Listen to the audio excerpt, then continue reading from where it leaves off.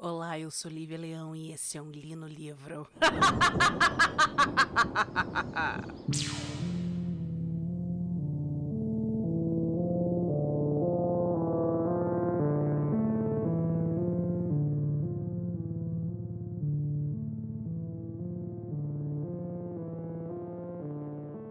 Então, o livro de hoje é um livro clássico, um clássico da literatura europeia. É também um livro que muito famoso, já foi adaptado várias vezes para o cinema. Ele é um livro gótico. A gente vai falar um pouquinho sobre livros góticos, que já apareceram alguns aqui no podcast, mas a gente vai falar um pouquinho melhor sobre eles. E ele é de um dos maiores autores da história da humanidade. Um cara famosíssimo e um cara que, inclusive, nasceu no mesmo dia que eu. Sim, senhoras e senhores, estamos falando de O Retrato de Dorian Gray, de Oscar Wilde. Oscar Wilde, nascido na Irlanda em 16 de outubro de 1854, morre na virada do século, em 1900. Ele vai entregar pra gente esse romance, que é um romance gótico. E por que a gente tá falando que ele é um romance gótico? Porque ele tem algumas coisas típicas da escola gótica de literatura. O que é isso? É uma escola onde nós teremos temas que sempre vão correr atrás de maldição, de segredos do passado. Tudo é muito sombrio, os personagens são muito melodramáticos. Que mais? Você sempre tem um quê, né? Um ponto de sobrenatural. Outro livro que a gente tem que é muito famoso, que é um livro gótico, que a gente não... eu já tentei trazer aqui para o podcast, não deu certo, vou tentar trazer de novo, que é O Morro dos Ventos Vivantes, onde você também tem isso.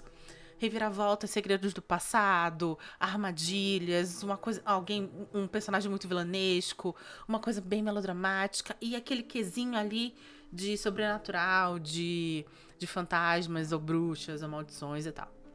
O Oscar Wilde, ele era irlandês e ele era extremamente famoso. Por quê? Porque ele era um grande poeta, ele era também um grande dramaturgo. Ele que vai criar, por exemplo, a figura da Salomé. Lembra da Salomé, aquela personagem bíblica que pede a cabeça de João Batista?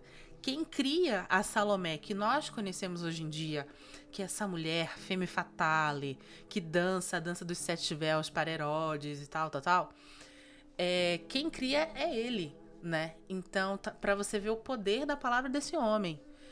E ele era extremamente famoso e era casado, tinha 2 filhos, porém era homossexual. Mesmo casado tendo 2 filhos, gente. Homossexualismo, ele existe desde que o mundo é mundo. Por quê? Porque é uma coisa natural do ser humano, tá? O que acontece é que nós temos organizações sociais que impedem que pessoas sejam felizes como deveriam ser, amando quem deveria amar. E por causa disso, durante muitos séculos, as pessoas se escondiam sua sexualidade como casando com pessoas de sexo diferente, tendo seus filhos, porém realmente amando outros homens, outras mulheres. E é exatamente isso que vai acontecer com Oscar Wilde. Só que com Oscar Wilde tem um grande problema. Um dos namorados, um dos amantes deles, era filho de marquês, filho da nobreza. E esse cara vai falar abertamente que Oscar Wilde era sodomita, ou seja, que ele era homossexual.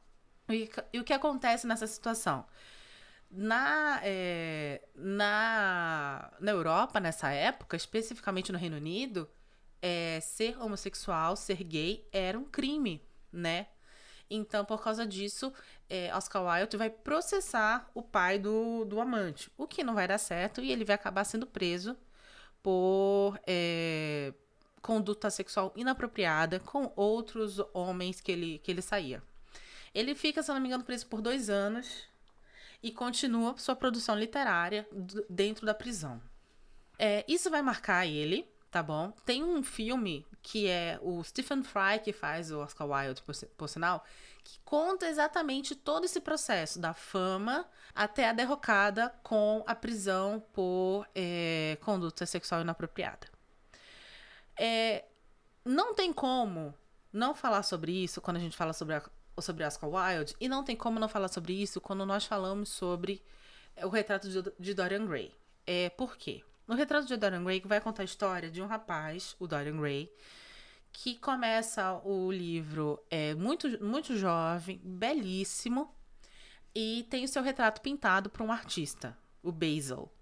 Esse retrato, ele vai servir como um espelho da moral do Dorian Gray. Como assim? No momento que o Dorian Gray vê seu retrato pintado e sua figura belíssima ali, ele deseja com todas as forças do mundo que ele pudesse continuar jovem daquela forma. Porque na cabeça do Dorian Gray, quando ele vê aquele retrato sobre a influência do seu meio social, que ele é um rapaz abastado, ele é um rapaz riquíssimo, ele percebe, então, a importância das aparências dentro do mundo que ele vive, que no caso seria na época vitoriana, período vitoriano dentro da Europa. Especialmente no Reino Unido, né? Já que estamos falando de um livro que se passa na Inglaterra. E é exatamente isso que acontece. Nós vamos acompanhar, então, a vida do Dorian Gray, que aos poucos vai se corrompendo dentro dessa sociedade hipócrita, hedonista, que era a sociedade vitoriana. Vamos lembrar que no período vitoriano nós temos uma revolução industrial muito agressiva, nós temos um êxodo rural muito agressivo e nós temos principalmente uma crescente, um boom de prostituição, miséria, crimes, né? A gente tem o Jack Estripador aparecendo durante o período vitoriano. Então, a Inglaterra, ela estava vivendo uma mudança, ela estava borbulhando com uma mudança que estava levando, entre aspas, a moral do seu povo para caminhos um pouco tortuosos. E claro que quem é o bastião da imoralidade em qualquer sociedade é a classe abastarda. Porque as leis dentro do mundo capitalista não se aplicam às classes abastardas como se aplicam às classes menos favorecidas. Então, os abusos que existem dentro da sociedade, das classes mais ricas para com as classes mais pobres, são mostrados e são muito bem refletidos em O Retrato de Dorian Gray. Aí o que acontece? Voltando para a sinopse do livro, né? Dorian Gray, então, vai viver uma vida cercada de hipocrisia, cercada de hedonismo, entregue totalmente à lascividade, às drogas, ao ópio. Porém, a gente vai acompanhar isso como um detalhe. Ele nunca vai mudar o seu rosto. O seu rosto continua perfeito. E por quê? Porque naquele momento, no começo do livro, quando ele deseja profundamente que o retrato, que ele seja eternamente parecido com aquela beleza que está no retrato, algo acontece que é exatamente isso que acontece. O retrato dele, com o tempo, ou a pintura que é feita com o tempo, vai se modificando para refletir quem realmente é Dorian Gray, enquanto o seu rosto, o seu corpo continuam com a mesma aparência angelical e bela. A primeira vez que eu tomei contato com essa história foi eu não vou lembrar exatamente qual foi o dia, mas era uma madrugada no SBT. Eu não lembro se era de sexta para sábado ou de sábado para domingo, mas o SBT ele sempre tinha uma sessão de cinema na madrugada que começava assim, literalmente 2 da manhã, 3 da manhã, que só tinha filme bom. Eu lembro que eu assisti Vem Dançar Comigo. Eu lembro que eu assisti O Retrato de Dorian Gray, a versão em preto e branco, que é maravilhosa. A versão mais moderna eu não gostei particularmente. Mas a versão preto e branco é fantástica, fantástica, fantástica. Eu assisti, se eu não me engano, Deuses e Monstros, que é um filme maravilhoso com Ian McKellen também, numa madrugada assim. Então eu sempre fui um tipo de pessoa que gostava de assistir filme em TV aberta na madrugada, que era geralmente quando as pequenas pérolas apareciam. E adaptação preto e branco de... Vou até procurar aqui a data dessa adaptação, peraí. Encontrei, este filme de 1945. E essa adaptação de 45 é fabulosa. E eu estou vendo aqui que, inclusive, essa adaptação conta com ninguém mais, ninguém menos do que Angela Lansbury na sua flor da idade. Angela Lansbury, se você não conhece, é uma grande atriz da Broadway, grande atriz musical. Uma mulher conhecidíssima, fez vários clássicos em termos de filmes musicais e de musicais. E ela estava aqui na flor da idade, em 1945, fazendo esse filme.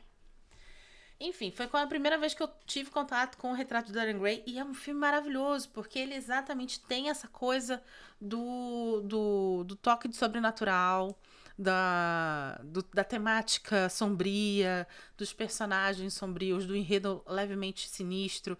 E eu gosto muito disso, né? Eu sou muito fã desse tipo de coisa, desse tipo de tom em histórias. Então eu assisti o filme, fiquei maravilhada. E na época eu tava morando em Fortaleza, isso eu me lembro bem, porque aí eu fui no melhor lugar que você pode ir na sua vida, que seja que é a biblioteca do seu cursinho. Na época eu fazia cursinho, na biblioteca do seu cursinho. E lá tinha, obviamente, o Retrato de Dorian Gray, por Oscar Wilde. E eu peguei esse livro. Qual foi a minha surpresa? Que apenas o plot inicial, o plot do livro, tem a ver com o que estava descrito no filme. O restante não tinha nada a ver. Aliás, é muito comum, viu? A outra adaptação que eu vi desse livro, que é até com o rapaz lá do Westworld, é a mesma coisa, assim. Você tem um plot, que é exatamente o sinopse que eu contei. O rapaz lindo que deseja que que sempre permaneça belíssimo como o retrato, e aí vai se entregando ao mundo de esbórnia, e só quem vai mudando é o retrato e não ele. Essa nova adaptação também tem a mesma coisa, você só tem o plot principal da história, mas você não tem o restante da história, você não tem nada realmente fiel ao livro. Por quê? O livro, ele é um livro que ele tem como eu posso dizer? Ele tem um tom muito voltado mais para as críticas sociais. Ele tem um tom muito voltado mais para a filosofia por detrás desse mito que Oscar Wilde cria, do que um livro cheio de reviravoltas e altos e baixos e ações enfim. Ele não é um livro de terror como os livros de terror que nós estamos acostumados hoje em dia. Ele é muito mais puxado para um terror psicológico. Exatamente, é muito mais puxado para um terror psicológico hoje em dia. Esse seria um tipo de livro que a A24 iria adaptar para o cinema, sabe? Uma coisa muito mais contemplativa, um terror que fala sobre a verdadeira natureza do ser humano ser a monstruosidade, do que fantasmas e assassinos e slash e gore e body horror. Enfim. Vamos então começar a parte que todo mundo adora. Eu sei que todo mundo adora, porque a grande maioria fica, tá? Que é. A gente vai então entrar na zona de spoiler, onde eu vou contar um pouco desse livro. É um livro curtinho, então é bem rápido para ser contado. Mas se você não quiser saber como esse livro termina, por favor, compartilhe esse episódio. E depois do aviso sonoro, eu peço para que você não continue, tá bom? Se você quiser pegar mais spoilers de como se desenrola o retrato de Dorian Gray, por favor, continue com a gente depois do aviso sonoro. Enfim, Dorian Gray é esse rapaz que ele é riquíssimo, ele tem dois amigos, um que é o Lord Walton e outro que é o Basil, que é o pintor. E o Basil, ele tá pintando esse retrato do Dorian Gray, e o Lord Walton, ele meio que tá lá ficando um tempo lá na casa do Dorian Gray, porque gente rica não trabalhava, então eles viviam se visitando e ficando uns na casa dos outros. E é muito louco o tom que o Oscar Wilde usa nesse livro, porque ele é um livro inteiro muito denso. E quando eu falo muito denso, porque sempre as pessoas estão falando de uma forma como se elas estivessem insinuando algo além daquilo. E é por isso que toda vez que a gente tem o Lord Walton falando sobre o Dorian Gray, ele fala de um jeito, ele tem um tom na voz dele que a impressão que tem é que tem uma tensão homerótica muito grande a respeito do Dorian Gray, quanto ao Lord Walton. Quando é com o Basil, existe esse tom também de estou insinuando mais do que eu estou falando, mas a impressão que eu tenho é que aí já cai mais para o amor platônico, né? Do que o amor, a atração mais sexual, que é o que o Lord Walton fala. E o Lord Walton, por sinal, ele é um grande hedonista. Ele é um cara que ele se entrega mesmo, ele vai com prostituta, ele vai pros clubes, tudo. Ele sai dos rolês, sai sexta, volta domingo. Ele é esse cara. E aí, com o tempo, ele que vai influenciar diretamente a vida do Dorian Gray a também seguir esses passos. O que vai acontecer? O Dorian Gray, ele vai começar a explorar lá o submundo londrino, onde você tem casas de ópio e prostíbulos. E ele vai também descobrir teatros pequenininhos, né? E um desses teatros tem uma atriz chamada Sybil. E a Sybil, ela tá fazendo Shakespeare, tá fazendo Tempestade ainda do Shakespeare. E ele começa a cortejar a menina, eles começam a namorar, ela fica completamente apaixonada por ele. E ela tem um irmão, que é não vou lembrar o nome do irmão dela.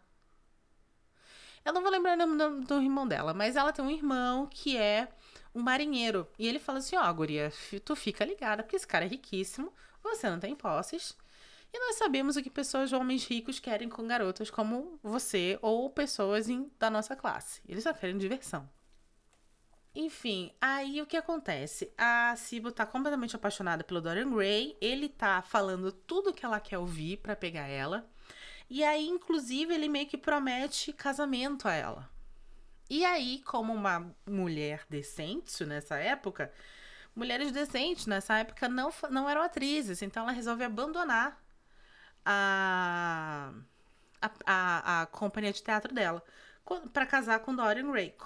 Quando ela vai falar para ele, olha, Dorian, vamos nos casar, então sair para poder ser uma mulher respeitável e casar com você. Ele, do jeito mais cruel de todos, fala assim pra ela, mas querida, a sua beleza, a sua única beleza era a sua capacidade de atuar. Se você não vai atuar, não tem por que estar com você. E ela fica arrasada e ela se mata. Porque ela percebe que ela foi enganada por ele. Tudo que ele queria, na verdade, dela era se divertir um pouco com ela. E não realmente casar. E ela perdeu tudo na vida. Uma pessoa que tinha tão pouco já. Aí o que acontece é que falam pro Dorian Gray, né? Olha, ela acabou se matando, né? Então não tem mais jeito. E ele volta pra casa arrasado pelo que ele fez, se sentindo culpado pelo que ele fez. E quando ele olha pro retrato dele, existe uma diferença de um brilho cruel no olhar do retrato. E é aqui que a gente começa, então, a modificação física do retrato do Dorian Gray, que vai representar, na verdade, a modificação da pessoa, da moral e da alma, dos sentimentos de culpa que aquele rapaz vai carregar a partir de agora. E isso vai começar a acontecer em looping. Ele vai começar a fazer várias coisas erradas e tudo bem, porque ele percebe que toda a culpa, todo o erro, todas as consequências das coisas que ele faz estão, na verdade, sendo transferidas para o retrato. E por que para ele tá ok? Porque dentro do mundo vitoriano, as aparências são as coisas mais importantes. Então ele começa a perceber que ele está aos poucos indo para um patamar onde ele entende que não importa o que ele faça, enquanto ele permanecer com aquele semblante maravilhoso, ninguém vai tocar nele. E daí, cara, de começar a começar a se drogar, começar a ir para bacanal, para pular pro assassinato, é muito rápido. E o que acontece? Um belo dia, o Basil, que é o cara que pintou o retrato, vai até a casa do Dorian Gray e meio que fala assim, olha, Dorian, tem umas coisas, eu ouvi umas coisas estranhas aí sobre você, que você tá andando com uma galerinha do mal aí, fumando um cachimbinho do demônio. O que tá acontecendo, amigo? Fala pra mim. E aí, o Dorian vai acabar confessando algumas coisas pro Basil, e ele faz isso mostrando nada mais nada menos do que o próprio retrato. E mostrando exatamente o retrato pro Basil. Eles começam a ter uma puta briga e aí acaba que o Dorian Gray o mata. O Dorian Gray, então, pede para um amigo lá se livrar do corpo, dissolver o corpo, a la Breaking Bad, dissolver o corpo em ácido para que ninguém nunca encontre o Basil. E volta lá a se afundar mais ainda no mundo das drogas e do sexo fácil e da autodestruição. E é muito louco, né? Porque a gente começa a ver que, na verdade, existe um padrão no Dorian Gray. Ele faz merda, ele não sabe lidar com isso, ele vai e se afunda. Faz merda, não sabe lidar com isso, vai e se afunda mais ainda. E ele vai fazendo isso num clássico ciclo vicioso de autodestruição, com a diferença que ele não tem as consequências. Então ele consegue fazer esse ciclo e ir cada vez mais fundo, e fazendo coisas mais horríveis, exatamente porque ele não tem as consequências físicas e as consequências visuais do mundo onde ele está frequentando.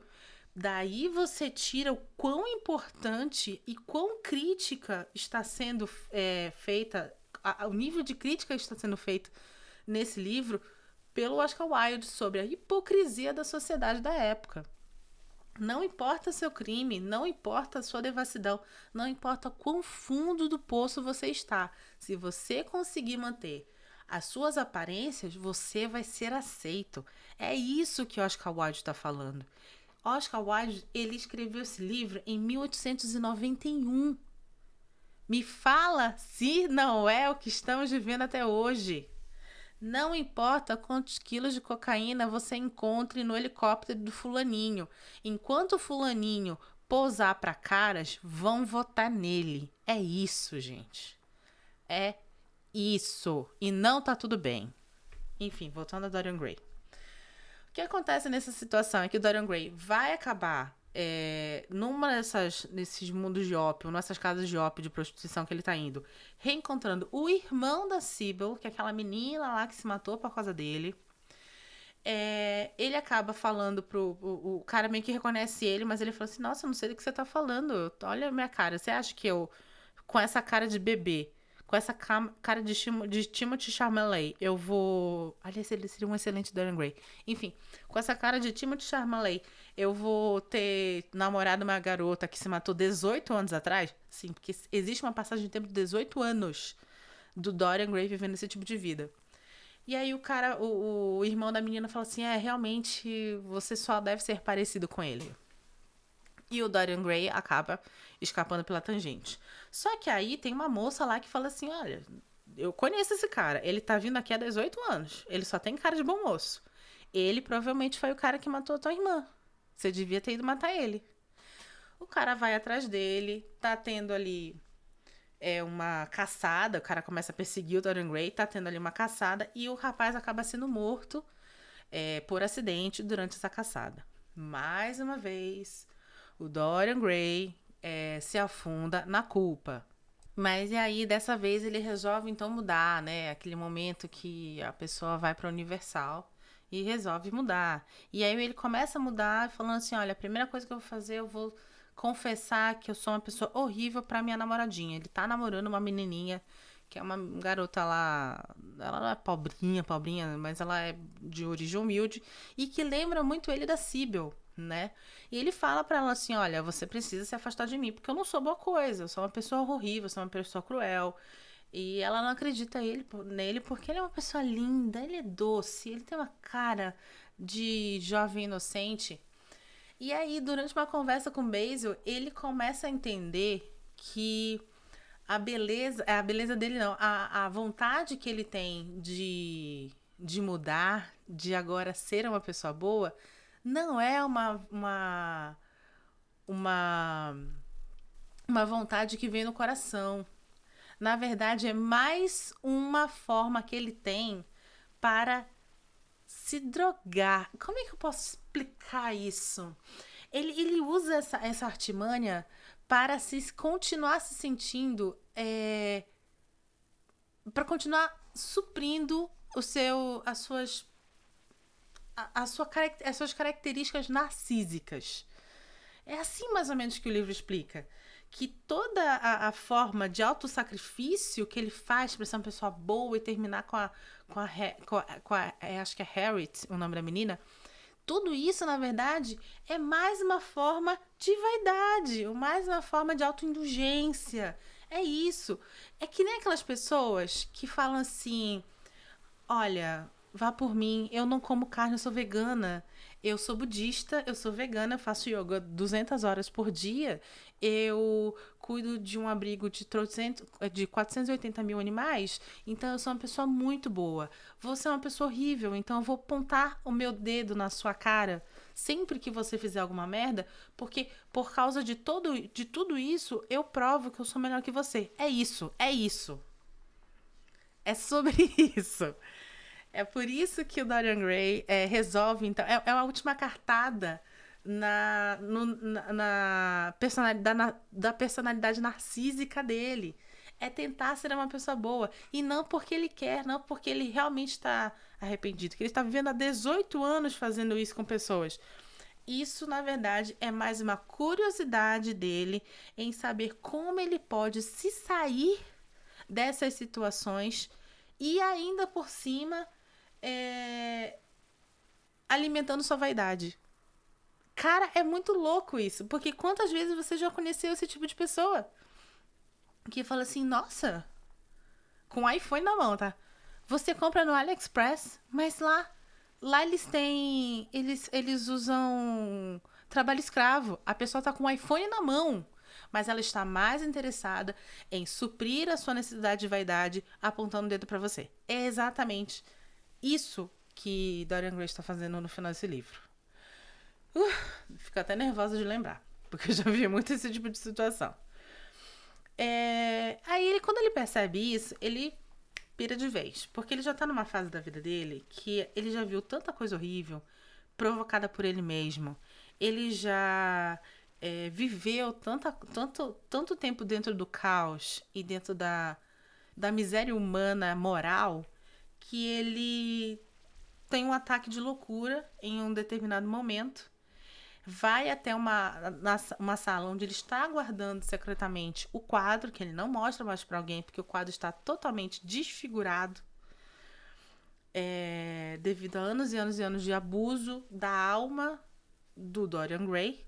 E ele acaba por, num momento de loucura, esfaquear este quadro. E quando ele faz isso, acaba que ele se mata, porque é o que acontece. É que pessoas na rua... E é bacana que esse final me lembrou muito o final de O Mágico Monstro, que também são pessoas que escutam barulho e saem correndo quando chegam lá. Tem a grande revelação, que o pessoal da governanta, os empregados, pessoas na rua, escutam os gritos dele depois que ele esfaqueou o próprio retrato.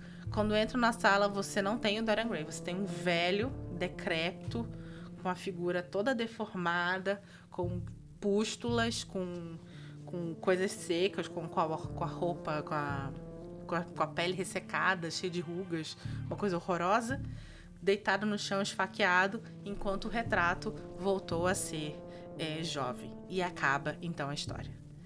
E, senhoras e senhores, foi o Retrato de Dorian Gray, um grande livro que enfia o dedo na hipocrisia que dá do ser humano, que é uma hipocrisia que ela existe independente da época em que se passa a história, porque ela é inerente ao ser humano que está inserido de uma maneira irreparável dentro de uma sociedade capitalista que só pensa em usufruir dos outros, ganhar dinheiro por cima dos outros e manter suas aparências.